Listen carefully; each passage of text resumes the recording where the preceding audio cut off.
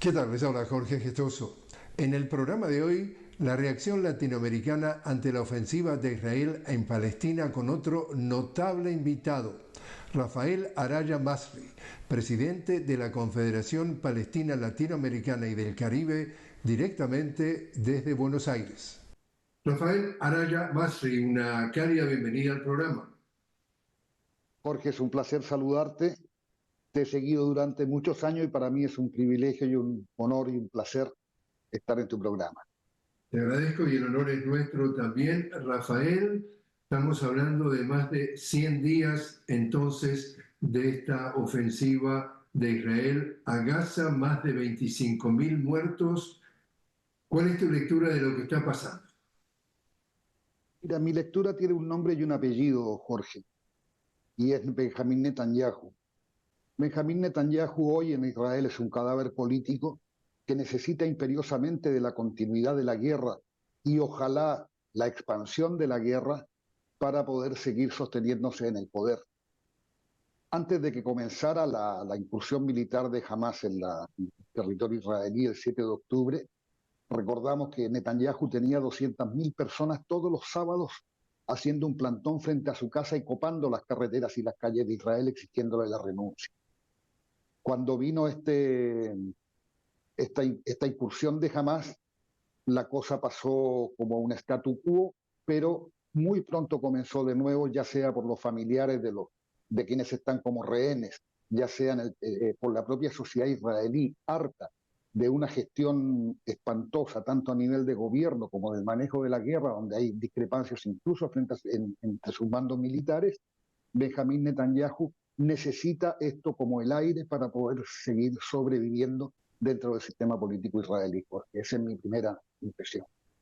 Y en tu opinión, esta ofensiva se está extendiendo regionalmente. Vimos en días pasados incursiones, bombardeos en Damasco. Vimos el sur del Líbano. En ese sentido, también, ¿cuál es tu reacción?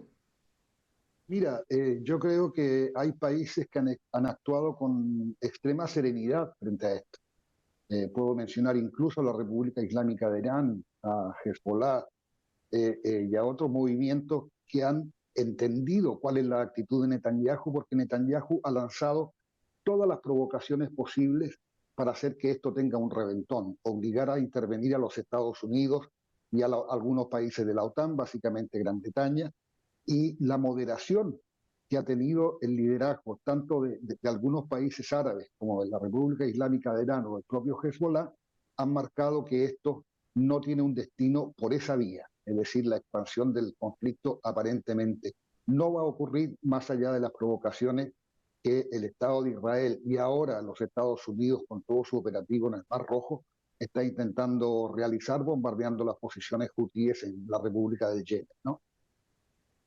¿Cómo sigue? Es decir, a esto, ¿tú te acuerdas que empieza el bombardeo? Bueno, empieza por todos lados, pero digo, la ofensiva en principio fue por el norte de Gaza, se le dijo a la población, y váyanse al sur, que allí van a estar más, entre comillas, seguros. Después empezaron a bombardeando al sur y estamos hablando de una población de más de 2 millones de personas encerradas entre cuatro paredes que las viene asediando desde hace mucho tiempo y en este momento ya están, de acuerdo a lo que se denuncia, no solamente bombardeando a esa población civil que cada vez está más arrinconada, sino también la denuncia es empiezan a usar el hambre como un arma de guerra. ¿Hasta dónde? Mira, Jorge, perdón.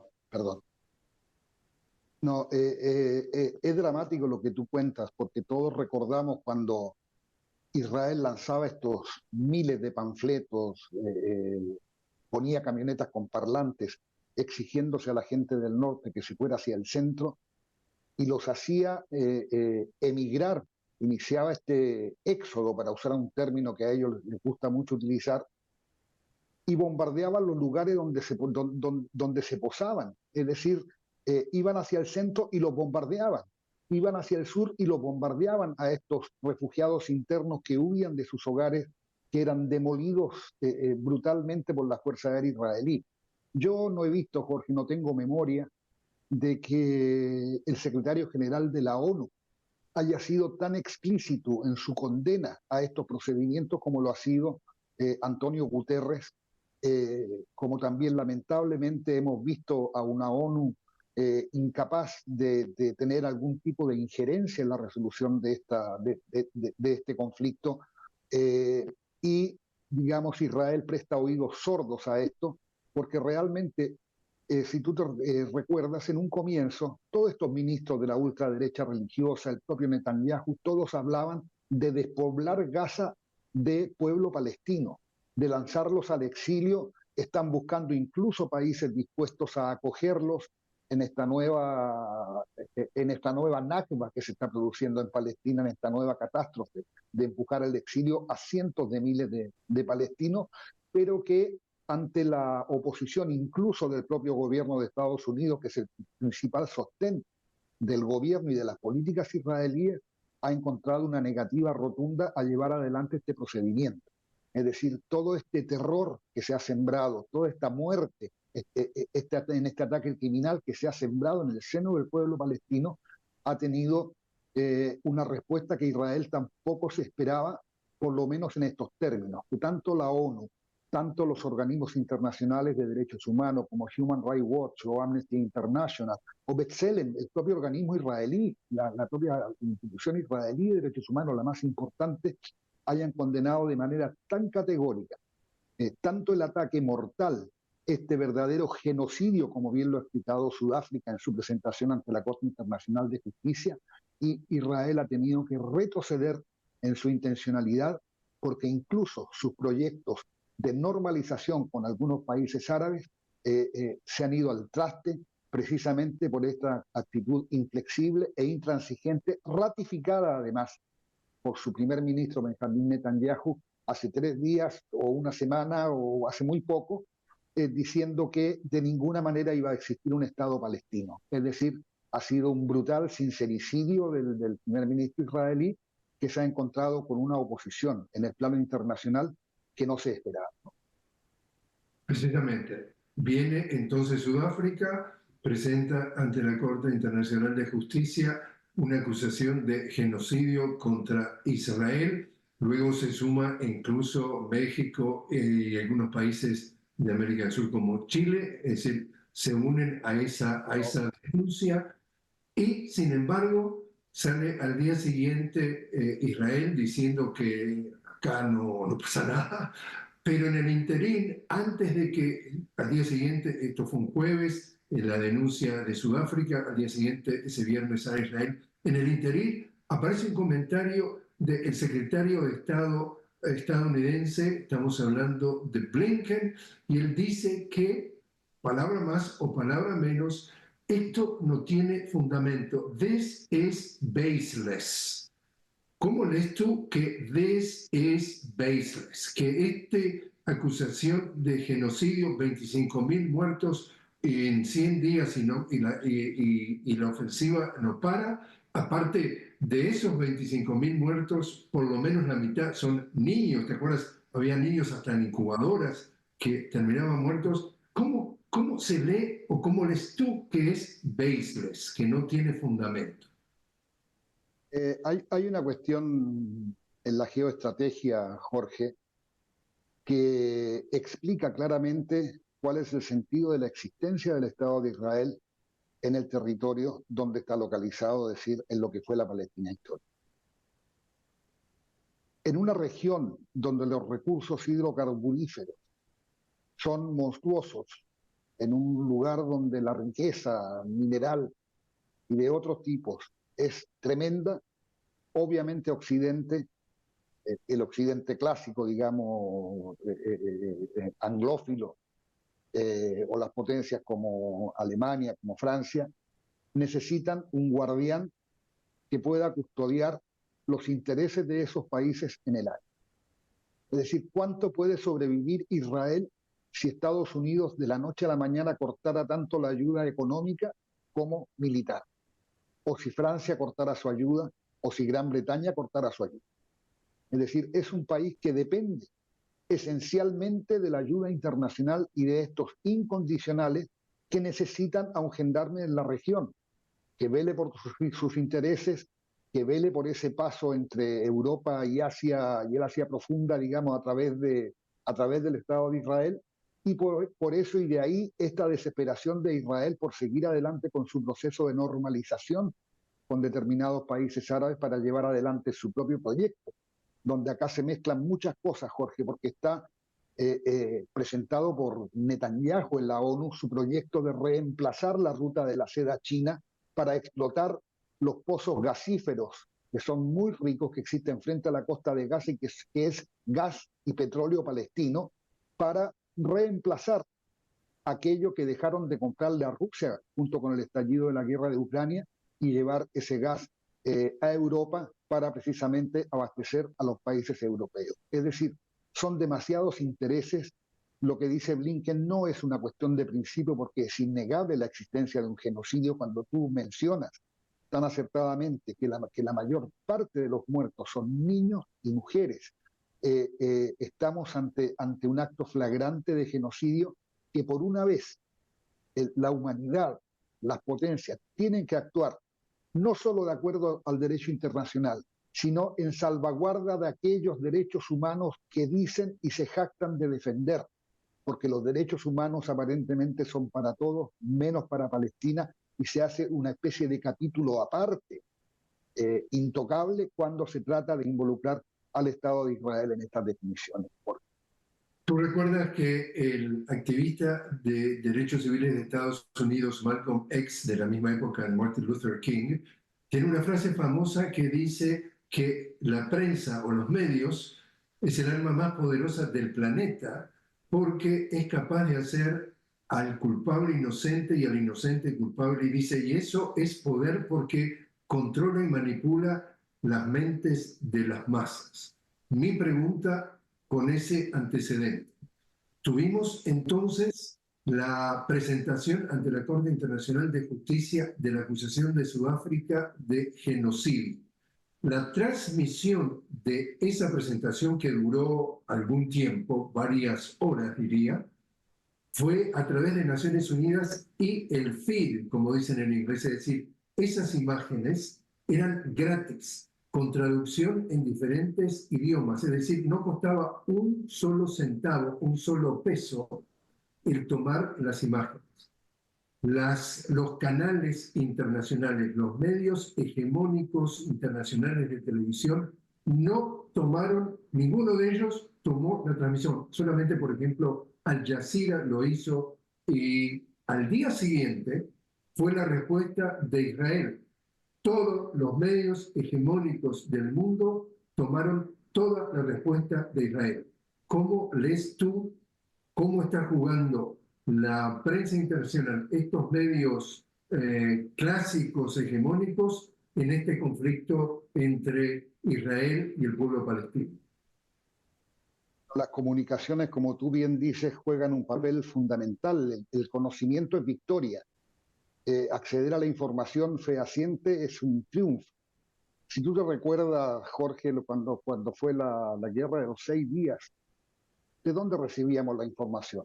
De Associated Press International, de United Press International, de ANSA, de UPI, es decir, las grandes agencias internacionales que siempre nos contaron una parte de la historia, ¿no? Lo mismo pasó en el 1973, en la guerra de Yom Kippur, de Ramadán. Pero tenemos esta bendición que significa hoy Internet. Entonces, poder acceder hoy en tiempo real. Yo vi esa transmisión transmitida en inglés por Al Jazeera, por su página web. Entonces, gracias a Internet, a esta tremenda herramienta tan bien y tan mal utilizada muchas veces, que a veces nos satura de información y tenemos que usar nuestro mejor discernimiento para poder definir cuál información es de buena calidad y cuál no. Gracias a esto también hemos podido acceder en tiempo real no solo a lo que fue la transmisión del juicio, de las ponencias sudafricanas, que fueron realmente brillantes e incuestionables, sino también podemos acceder diariamente a lo que acontece en la Franja de Gaza. Es decir, podemos no pasar por los filtros habituales que los grandes monopolios, que las grandes cadenas informativas nos traen a diario a través de sus noticieros, Jorge. Entonces, esto nos permite una inmediatez y un acceso irrestricto a todo lo que acontece en Gaza, y eso ha permitido, y aquí voy a lanzar un juicio que puede ser polémico, el triunfo comunicacional de lo que acontece en Gaza para que se conozca lo que está aconteciendo con el pueblo palestino. Porque gracias a eso se han producido manifestaciones de más de 500.000 de personas en Londres, en Canadá, en Estados Unidos, donde judíos se tomaron la estación central del metro de Nueva York para protestar y gritar no en nuestro nombre. Es impresionante la reacción y cómo está cambiando el viento entre la juventud norteamericana para no aceptar de buenas a primeras las verdades que a través de los grandes monopolios de la comunicación llegan al público norteamericano. Es decir, se está produciendo una tremenda corriente por estas verdades que llegan de manera masiva a través de las redes sociales, a través de las páginas de Internet, ¿no? Entonces, esto permite un volcamiento de esa opinión pública, no te digo a hacerse pro-palestino, pero por lo menos a cuestionarse si los grandes medios de comunicación están diciendo la verdad, porque tienen otra verdad para contar y cada uno podrá sacar sus propias conclusiones, que es el sentido real del mensaje que tiene que lanzar el periodismo, Jorge. Rafael, te invito a hacer una pequeña pausa. Estamos hablando con Rafael Araya Masri. Su título es Presidente de la Confederación Palestina Latinoamericana y del Caribe sobre el conflicto entre Palestina e Israel, directamente desde Buenos Aires. Rafael, enseguida regresamos.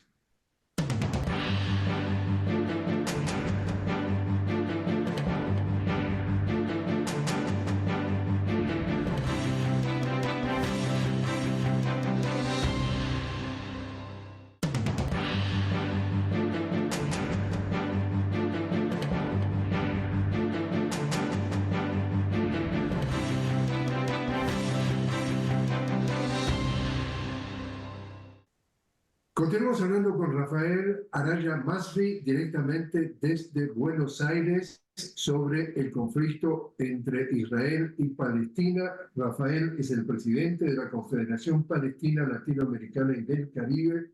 Rafael, ¿cómo está viviendo América Latina? ¿Cómo está reaccionando ante lo que estamos viendo?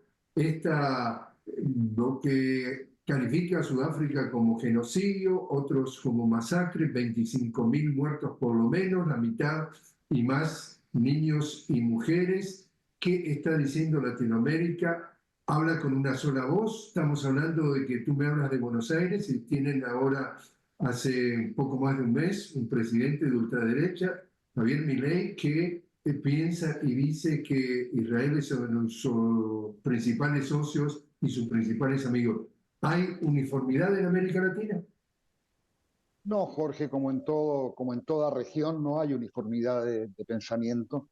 Bien decías tú el caso de la Argentina con el presidente Milei, que además en lo personal está viviendo un proceso de conversión al judaísmo, que ha ido a esta sinagoga en Nueva York, que fue allanada por los túneles que se encontraron, no me acuerdo cuál es el nombre de la sinagoga.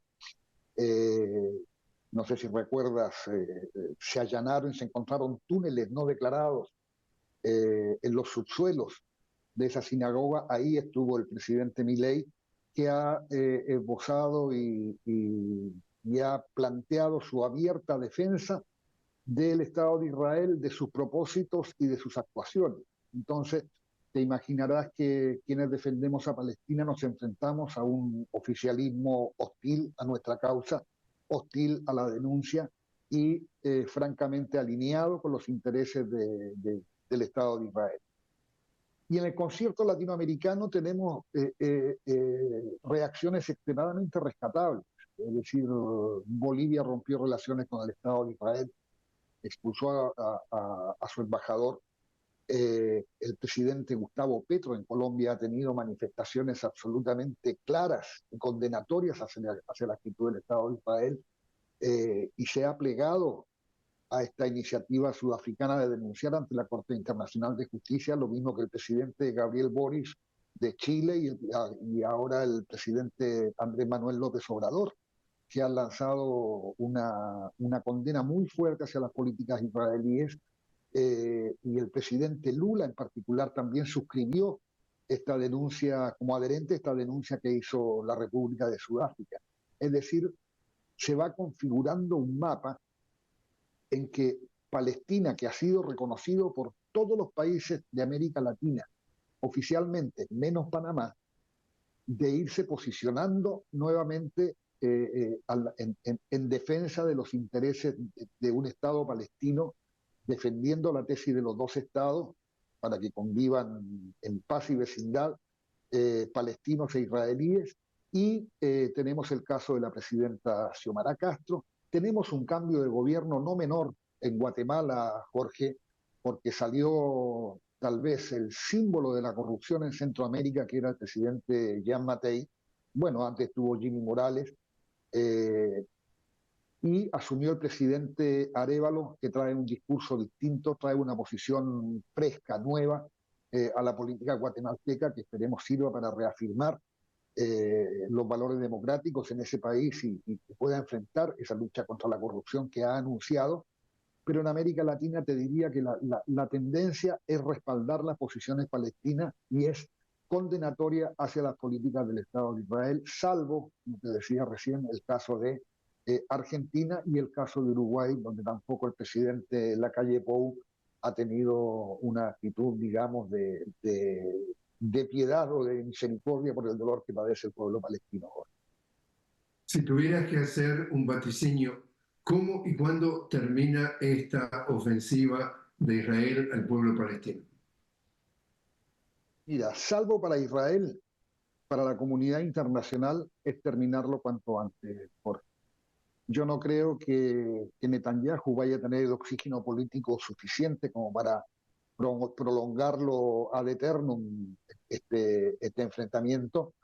Y yo creo que las presiones de la comunidad internacional, es decir, que Bélgica se haya plegado a la denuncia de Sudáfrica o que Eslovenia, los dos primeros países europeos que lo hacen, también están marcando un camino distinto de esa suerte de uniformidad en su posición política frente a Palestina que tenía Europa. Las declaraciones del presidente Pedro Sánchez, es decir, si ellos quieren preservar su propia unidad, ellos tienen que hacer todo para que este conflicto termine, pero que termine no solo con la ausencia de violencia, porque eso no es la paz, Jorge. La paz realmente va a venir con la creación de un Estado palestino independiente y soberano.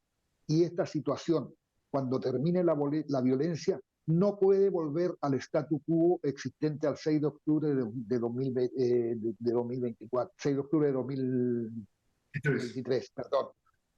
Entonces, tienen que sentarse las bases para lograr una solución definitiva, ¿no? Bajo los auspicios del mundo árabe, de las Naciones Unidas, por supuesto, y de las grandes potencias, volver a revivir el cuarteto para que haya un diálogo fecundo, para que se converse sobre paz y pueda darse una solución definitiva a la estadidad palestina, digamos que está consagrada no por el capricho del pueblo palestino, sino por las resoluciones de la ley internacional que dice que allí tiene que haber dos estados, un estado israelí y un estado palestino soberano, con Jerusalén Este como su capital, conviviendo en paz y seguridad, al igual que cualquier otro país en la tierra. Jorge.